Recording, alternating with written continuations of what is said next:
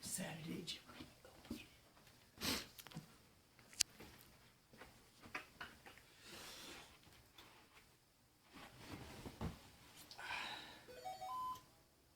Today we have U.S. history trivia.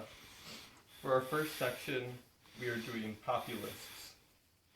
Our first question is, what was the major problem with the Farmers Alliance? What is racism? Good job. Our second question is, what did the populists attack? What is Wall Street and money trust? Correct. The third question is, who was the populist presidential candidate and by how many votes did he pull? No one?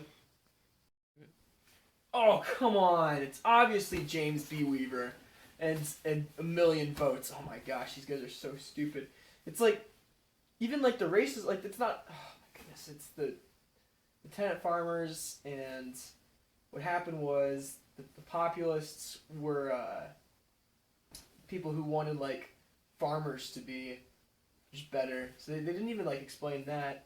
And then also the farming league, it was like they were also racist, but also like they didn't have a lot of like tenant farmers supporting them, and also they were like no, I mean I guess he's kind of right, but that's ridiculous. I can't believe you didn't know that. Our first section is Republicans stand on Patism. For 100 points, what grew more powerful because of McKinley's conservative nature? What are farmers? Incorrect. Anyone else would like to buzz in? What are businesses and trusts?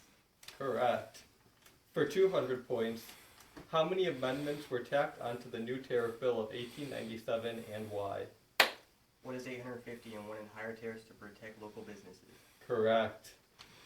For 300 points, what caused modern inflation? What is the Bessemer process? Incorrect. We're going to take a short break. I don't even know I watched the show. It's the Bessemer process? That was with steel. Like, what are you thinking?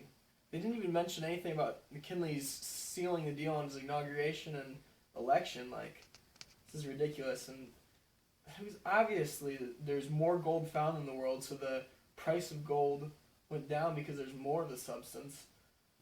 It just naturally evened out because of that. My goodness, these guys just don't even know anything. Our third section is Coxey's Army and the Pullman Strike. For 100 points, what was Coxey and his army demands? What is they wanted public works programs to relieve unemployment? That is correct. For 200 points, in some places, the Pullman strikers did what? Boycott Pullman cars. Incorrect. What did Richard Alley use as legal grounds to stop the strikes? What are strikes that were interfering with U.S. mail? That is correct. That was my grandpa! Don't want to play anymore. Thank you, contestant Cole. That was the best scene of Jeopardy I've ever seen. Oh my gosh. That was my grandpa. Anyway, but I am like, how do you not know that they were pushing over Pullman cars? They weren't boycotting them. They were on strike. They were mad. And then they didn't even mention how the government came in with like an army and stopped the rebellion, which made everyone in the Populist Party mad. That was just infuriating to them. And they didn't even mention how Coxey got arrested. It was actually really funny. He got arrested for walking on the lawn of the White House.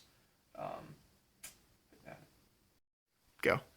For our fourth section, we have plowholders versus bondholders. For 100 points, why was the election of McKinley Bryan so significant?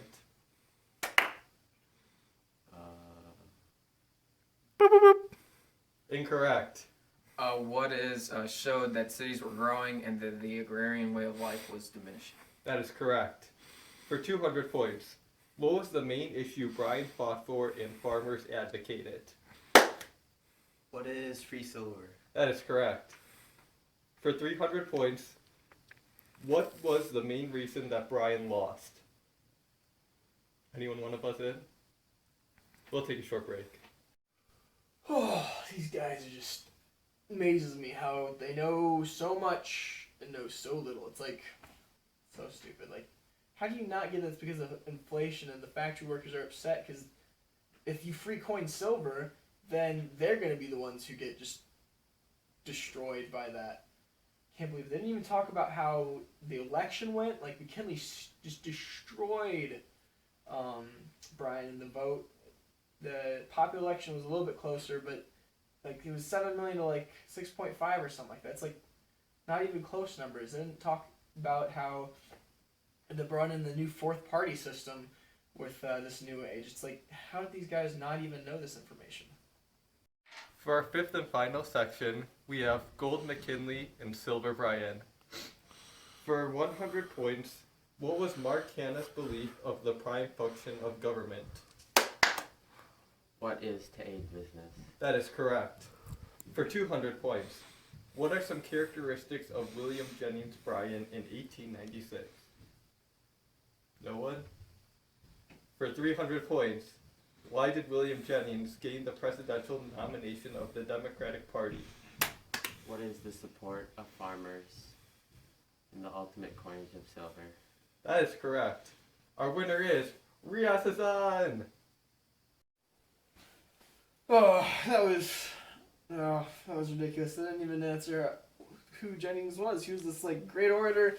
He was like the youngest guy. He was like 36, and he was already like the super skilled politician. And they didn't even mention anything about his Cross of Gold speech, or how the farmers really, really supported him. They loved him. They didn't mention anything about how McKinley and Hanna basically just bought the election because they just put so much money into it. Didn't mention how much of a genius Hanna was at just being a promoter and a campaign manager. I would have won this game for sure. I don't know why I'm not applying for Jeopardy.